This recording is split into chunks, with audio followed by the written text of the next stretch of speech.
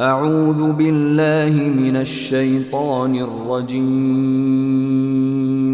بسم الله الرحمن الرحيم.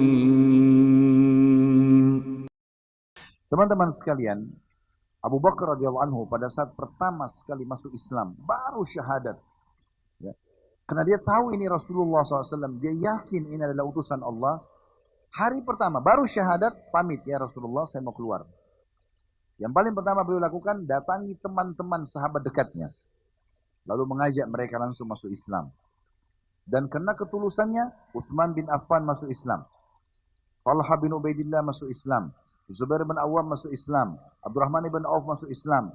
Hampir mayoritas dari 10 sahabat yang jamin masuk surga, masuk Islam di tangan Abu Bakar. Dan berapa banyak pahala yang didapatkan gara-gara itu.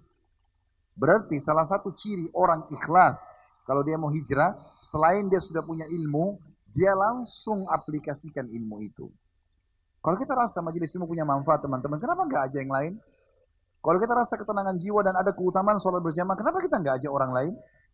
Kalau kita merasakan manfaat puasa Senin Kamis, atau puasa, atau sedekah, atau bakti sama orang tua, kenapa kita tidak ajak orang lain? Kenapa kita tidak berbagi pada mereka? Sementara Nabi SAW mengatakan motivasi kita, Man dalla ala khair, siapa yang menjadi petunjuk bagi kebaikan, karena law mithl ajr fa'ilihi mengiri an yanqus min ajri fa'ilihi syai'a. Dia akan dapat pahala seperti orang yang mengikutinya tanpa dikurangi sedikit pun dari pahalanya. Lalu kenapa kita tidak lakukan? Bahkan Nabi SAW mengatakan, sesungguhnya orang yang mengajarkan kebaikan, dia udah dapat manfaatnya, dia udah tahu dia ajarkan ke orang lain, maka Allah yang ada di atas langit, ya, memaafkan dan memberikan rahmat kepada dia. Allah memerintahkan seluruh malaikat di langit untuk memohon ampun untuknya. Allah memerintah, bukan cuma malaikat, Allah menyuruh seluruh yang di langit. Setelah malaikat, kata Nabi SAW, seluruh yang di langit dari bintang-bintang, malam, pergantian malam dan siang, apalah makhluk Allah yang kita tidak tahu di langit sana, seluruh yang ada di bumi, apapun itu, dan bahkan ikan-ikan, semut yang ada di lubangnya, dan ikan ada di lautnya memohon ampun untuknya. Hanya dengan mengajarkan kebaikan. Abu Bakar sangat paham masalah itu. Langsung beliau ajar.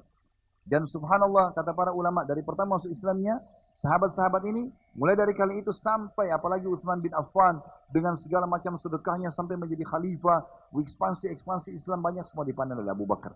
Hanya ngajak kebaikan. Begitu juga kita yang masyhur tentang Umar bin Khattab, siapa yang tidak kenal hijrahnya. Luar biasa. Begitu dia duduk di majelis Nabi SAW, dia tanya apa itu Islam. Setelah syahadat, Nabi SAW jelaskan, tidak menunjukkan Allah, pencipta langit dan bumi adalah Allah, dan orang Mekah tahu kalau ada Tuhan namanya Allah. Masuk iman dalam hatinya. Langkah pertama setelah hijrah, langsung mengatakan, ya Rasulullah, bukankah kita benar? Ini Anda sampaikan semua, ini benar semua. Tidak boleh menunjukkan Allah, Ka'bah ini rumahnya Allah, kita tidak layak untuk taruh patung-patung di sana, tidak boleh sembelih ke selain Allah, tidak boleh bunuh anak, tidak boleh riba, tidak boleh zina, tidak boleh mengambil hak orang lain, dan seterusnya. Maka dia mengatakan, ya Rasulullah, bukankah kita benar nih? Kata Nabi SAW, iya. Bukankah Quraisy itu salah? Mereka sembah berhala, mereka makan bangkai, mereka segala macam. Kata Nabi SAW, iya. Ya Rasulullah, kenapa kita nggak perangin aja? Baru syahadat sudah mau perangi orang Quraisy. Tertanam dalam hatinya, oh ini benar, nggak mungkin nih.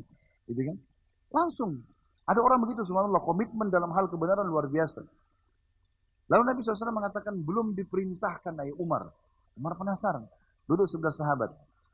Siapa kira-kira orang yang paling benci kalian selain saya dulu? Karena Umar ini benci sekali dengan kaum muslimin. Keluar pagi, hanya siksa Umar Islam saja. Dia datang ke temannya Abu Jahal, dia datang kepada Umayyah bin Khalaf. Mana yang kau lagi siksa? Ini. Diikut gebukin, dipukul, ditendang sama Umar. Dari pagi sampai malam, siksa orang. Kalau mau pulang malam, Umar bilang sama dia apa? Ini dalam riwayat begitu. Kata Umar, saya berhenti bukan karena saya kasihan ya. Besok saya kembali. Gitu. Bencinya sama Islam luar biasa. Sampai pernah ada seorang wanita namanya Ummu Abdillah. Ini wanita ini mulia sekali. Sama-sama sukunya Umar. Saking takutnya untuk mau hijrah ke Habasyah, pintu gerbang Mekah cuma satu, kayak masjid ini cuma satu pintu gerbangnya. Nggak bisa orang lewat kecuali dari situ. Yang jaga malam Umar. Maka semua muslimin, sekitar 83 orang yang mau hijrah ini, 82 orang sembunyi-sembunyi lari dari pagi. Tinggal di padang pasir, mau nggak makan nggak apa-apa, yang penting jangan dijaga oleh Umar malam-malam. Ummu Abdillah terlambat, anaknya masih sakit, dia terlambat. Dia mau keluar ada Umar jaga, dia naik gunung. Turun gunung lagi. Subhanallah, dengan kuasa Allah pas turun gunung, Umar lewat.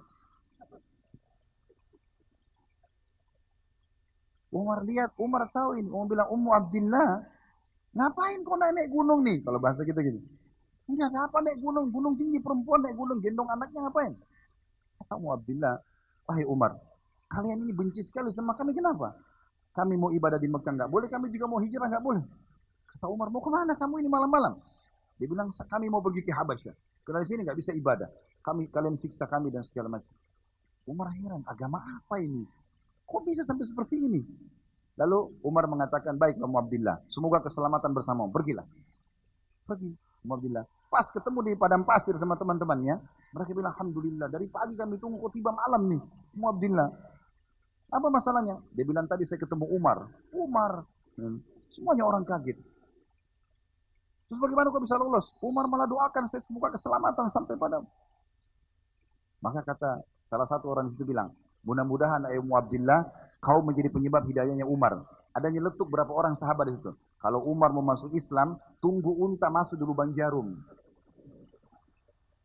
Begitu mereka. Jadi keyakinannya orang Mekah ini mustahil Umar masuk Islam. Orang tiap hari keluar gebukin orang Muslim, gitu kan? Tapi subhanallah berbeda. Maka Umar tahu, Umar bilang sama sahabat-sahabat di Darul Arqam, siapa yang paling benci kalian selain saya? Mereka bilang, sahabatmu, Abu Hakam, Abu Jahal, teman dekatnya. Kan Nabi SAW berdoa, ya Allah kuatkanlah Islam ini dengan salah dari dua Umar bin Khattab dan Amr bin Hisham. Dua-dua ini punya prinsip, tapi Allah berikan hidayah Umar. Tadinya Nabi harap kalau bukan Umar berarti Amr bin Hisham, Abu Jahal. Abu Jahal ini orangnya berprinsip, tapi dia prinsipnya kalau dia salah, walaupun salah dia tetap bertahan. Kalau Umar masih berbeda. Kalau dia benar dia pertahankan, kalau dia salah dia mengaku. Maka Allah berikan hidayah Umar. Datang ke rumahnya Abu Jahal, ketuk pintunya. Oh, selamat datang sahabatku. Sebentar. Udah tahu belum? Apa itu hai Umar? Asyhadu an la ilaha illallah wa anna Muhammad Rasulullah. Iklan. Kata Abu Jahal, tabban lak dalam bahasa Arabnya, kecelakaan buat kamu. Dibanting pintunya. Dia kembali lagi ke Darul Arqam. Siapa ahli gosipnya Mekah yang tidak bisa simpan berita? Kata mereka orang-orang di situ, Jamil bin Muammir. Ini seperti kalau kita TV sekarang. Nggak bisa pegang informasi. Ada sedikit informasi, mau benar mau salah langsung disebarin. Kata Abdullah bin Umar al-Anhuma, saya kemudian ikuti ayah saya. Lalu kemudian dia duduk di sebelah Jamil. Jamil lagi lihat ke Ka'bah. Lagi nyari apa yang bisa digosipin. Kata Abdullah bin Umar, ayah saya duduk di sebelahnya. Lalu dia mengatakan, hai Jamil, udah tahu belum informasi baru? Apa itu? Asyhadu an la ilaha illallah wa anna Muhammad Rasulullah. Kata Abdullah bin Umar, demi Allah Jamil tidak balik ke arah ayah saya. Tidak balik ke arah ayah saya, langsung datang ke dekat Ka'bah yang di atas batu teriak, Umar telah murtad. Tinggalkan agama nenek moyangnya. Orang-orang anak muda Mekah datang, hai Umar, apa betul kau sudah murtad? Oh tidak, saya bukan murtad, tapi asyhadu an la ilaha illallah wa anna Muhammad Rasulullah. Ini di Mekah teman-teman, saya nggak tahu. Kalau saya kadang-kadang coba merenungi, kalau saya pelajari sirah, kalau kita hidup di fase Mekah ini berat sekali. Belum ada lampu, rumah masih dari tanah liat, satu kota semua benci sama Islam. Al-Quran baru berapa ayat turun. Sekarang saya sudah ada terjemahan, antum masih malas baca. Kalau antum hidup di zaman itu pengikutnya Abu Jahal. Itu luar biasa. Lalu Umar bilang tidak, saya sudah asyhadu an la ilaha illallah wa anna Muhammadar Rasul syahadat. Berantem dari pagi sampai malam. Ini pernah saya ceritakan. Setelah malam dia capek, dia tangkap tokohnya orang Quraisy, didudukan di tanah, ditusuk matanya. Kalau kau tidak suruh mereka berhenti, saya butain matamu. Maka tokohnya Quraisy itu yang ditusuk matanya sama Umar, bubar. Umar gila mau butain mata saya.